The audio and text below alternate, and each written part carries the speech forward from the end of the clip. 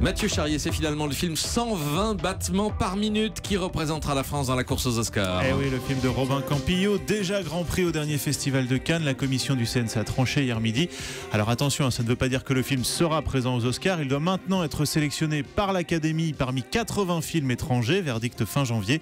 Quoi qu'il en soit, 120 battements par minute continue sa belle carrière dans les salles françaises. Il vient de franchir le cap des 630 000 entrées. C'était assez inespéré pour ce genre de film. Mais c'est un film à voir, absolument. Exactement. Le dessinateur de bande dessinée Mathieu Sapin va réaliser son premier film. Ah oui, on lui doit notamment Le Château, vous savez, la BD dans laquelle il suivait le quotidien de François Hollande à l'Élysée, ou plus récemment la BD sur les 5 années passées avec Gérard Depardieu. Eh bien, Mathieu Sapin revient donc à la politique dans son film qui raconte l'histoire d'un jeune homme de 25 ans qui intègre l'équipe de campagne d'un candidat à la présidentielle. C'est Finnegan Oldfield qui joue ce rôle, et dans l'équipe de campagne, il assiste Agnès, jouée par Alexandra Lamy, directrice de la communication attirée par le pouvoir. Il va observer tout le grand jeu de la politique. Le tournage a démarré lundi. Parmi les sorties BD, aujourd'hui, vous avez repéré Vieille peau de Pochep. BD gay-friendly dans laquelle Pochep se raconte lui-même, dessinateur gay de 50 ans, toujours fasciné par les muscles, mais qui ne supporte plus son propre corps. Il décide donc de reprendre le sport, de faire quelques efforts pour se remettre en forme. Vieille peau est une BD qui nous parle de la place que l'on fait au corps dans notre société, aux vieux également, au modèle de la jeunesse. C'est intelligent et drôle, c'est aux éditions Fluide Glacial. En musique, le rappeur Nino, comment dit-on ? C'est ça, Nino. Inonde le classement top titre. Eh oui, il vient de sortir son nouvel album comme prévu, c'est le titre.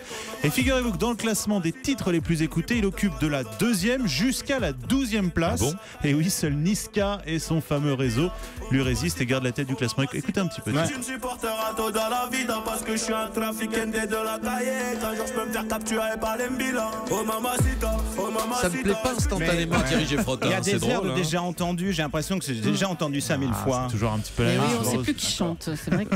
Début aujourd'hui, Mathieu, de l'exposition Hong Kong à la Cinémathèque française. Oui, à l'occasion de la rétrocession il y a 20 ans de Hong Kong à la Chine, la Cinémathèque propose 20 films marqués par l'histoire tumultueuse entre Hong Kong et la République populaire.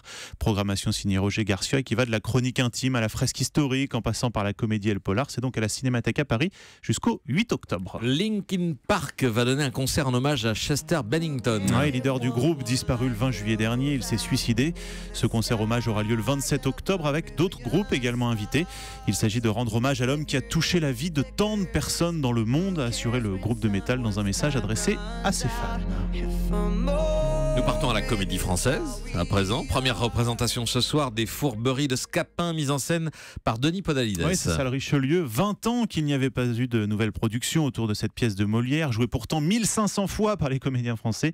Notez aussi que la pièce sera retransmise en direct dans certains cinémas. Ce sera le jeudi 26 octobre à partir de 20h15. Un nouveau festival de musique sacrée s'ouvre demain en baie du Mont-Saint-Michel. Oui, c'est le directeur de la Folle Journée de Nantes qui est à la manœuvre. Le festival s'appelle Via Aeterna et il propose une 60aine de concerts, dont 25 dans l'abbaye du Mont. Ce sera dimanche. Le concert des violoncellistes Anne Gastinel et Victor Julien Laferrière affiche déjà complet. Mais pour les autres, il reste encore quelques places. Anne Gastinel, on en entend justement un petit extrait derrière.